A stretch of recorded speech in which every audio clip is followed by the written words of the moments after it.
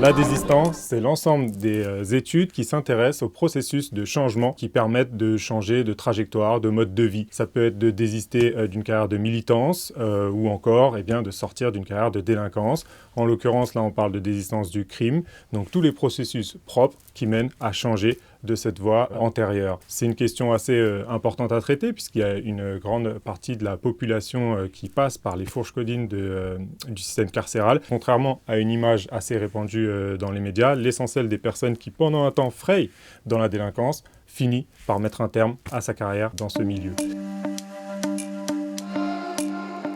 Durant 7 ans, de 2014 à 2021, j'ai donc mené une thèse sur ces processus de désistance du crime, avec le soutien de la ville de Paris tout d'abord, et également du SPIP 75, le service pénitentiaire d'insertion et de probation, qui m'a ouvert ses portes durant au moins 3 ans, où je passais plusieurs jours par semaine à étudier d'abord les dossiers de personnes qui étaient passées par le système pénal, puis surtout tisser des liens avec des conseillers d'insertion et de probation pour retrouver des personnes qui n'avaient plus d'obligations vis-à-vis de la justice pour avoir un regard sur leur parcours depuis la fin de leurs obligations pénales. On a employé l'entretien biographique, l'entretien vraiment en longueur qui va dans les profondeurs un petit peu du parcours de la personne pour essayer de comprendre quel a été leur cheminement du point A de leur enfance jusqu'au moment où je les rencontrais pour comprendre comment s'est passé ce moment d'investissement dans la délinquance et surtout quelles ont été les dynamiques qui ont favorisé leur retour vers une vie plus conventionnelle, une vie qui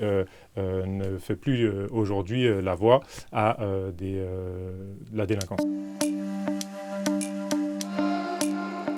L'élément le plus saillant qui ressort dans les résultats de cette recherche, c'est certainement la concurrence des sphères de socialisation. C'est-à-dire que pour arriver à réagencer un parcours hors des sentiers de la délinquance, ce qui va vraiment primer, c'est le fait d'arriver à grignoter du temps, grignoter du réseau avec de nouvelles personnes, des nouvelles ressources qui vont venir influer sur le parcours et petit à petit se substituer à l'investissement principal qui était lié à un mode de vie dans la délinquance, que ce soit par les réseaux de fréquentation qu'on avait, les lieux aussi qu'on a l'habitude d'arpenter, et les modes de faire, de se représenter, d'être. Pour beaucoup donc, qui sont passés par un investissement dans la délinquance, la rue, ça reste l'institution de ceux qui n'en ont plus, qui ont rompu tout lien avec les institutions parce qu'ils se sont fait disqualifier avant, parce qu'ils n'ont pas réussi à avoir un échange constructif dans ces lieux-là.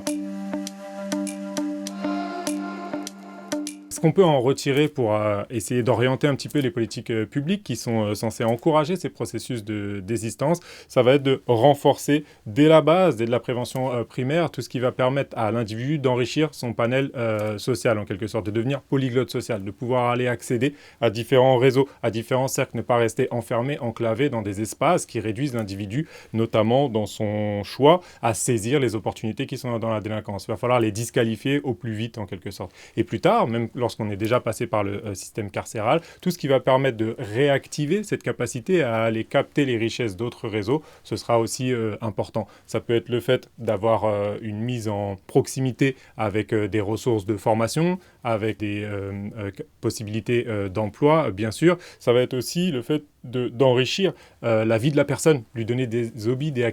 activités, des choses qui vont permettre de voir qu'il peut se réaliser autrement qu'en poursuivant une stratégie consumériste ou individuelle. Car c'est longtemps ce qui fait prédominer un petit peu l'investissement dans la délinquance. Tant qu'on se représente sa vie réussie qu'en ayant réussi à consommer des sommes d'argent très importantes et rien d'autre, eh bien, il y a peu de chances qu'on arrive à réformer son parcours. Donc tout ce qui va contribuer à renouer un petit peu ce lien, des personnes ressources notamment qui vont arriver à faire ce basculement, va permettre d'enrichir leur environnement social, leur champ des possibles et renforcer à terme une trajectoire de désistance de la délinquance.